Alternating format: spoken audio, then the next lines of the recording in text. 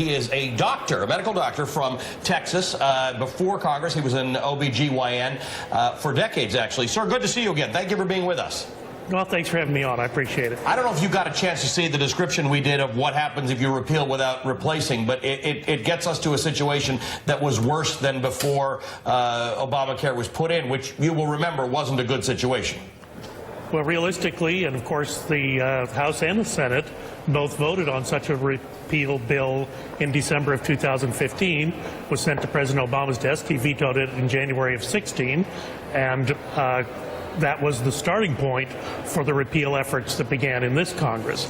Many people at the beginning thought, as perhaps referenced in your discussion, that there should be more replace elements, and that's what we did on the House side, and that's what led to the House bill, which we delivered to the Senate a little bit late, but still in plenty of the time for them to do their work before August.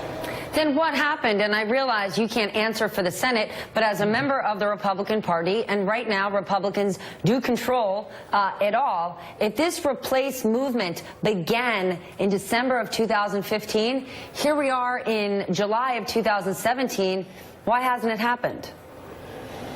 Well, there's never been the complete consensus on what the replace part should look like. Remember, December 2015 was the repeal and the two-year glide path to something else, and that something else was to be determined later.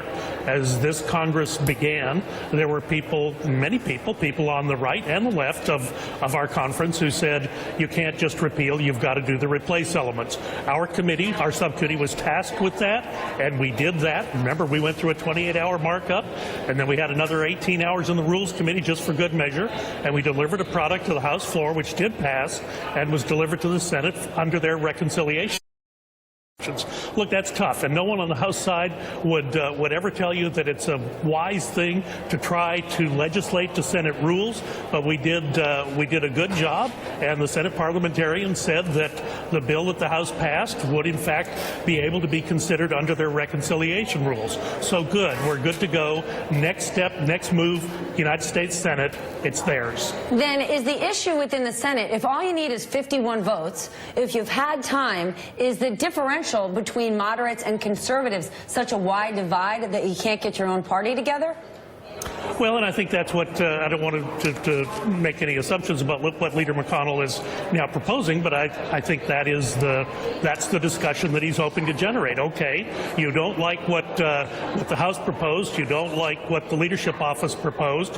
Here's the straight-up repeal that 49 senators voted for in December of 2015, and one of those new senators actually voted for it as a House product. There's your 50 votes plus the vice president. Good to go, send it to the president.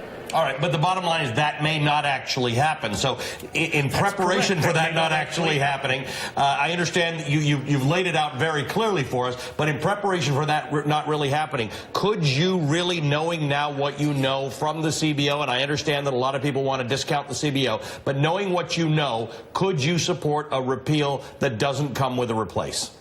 Well, clearly, the House and Senate majorities did vote for that in December of 2015. But would you do it now again? Because it sounds, yeah. Now, no one would expect that nothing would happen after that. Of course, there's going to be replace activity that fills those next 2 years, and whether that's dealing with the Medicaid expansion, dealing with the subsidies, dealing with the taxes, all of those things would be on the table, and perhaps with a little bit now clearer focus, because the way forward has been determined by the repeal vote, maybe people would be willing to talk. And as the president, I think, has correctly pointed out, now's the time to come to the table and get it done.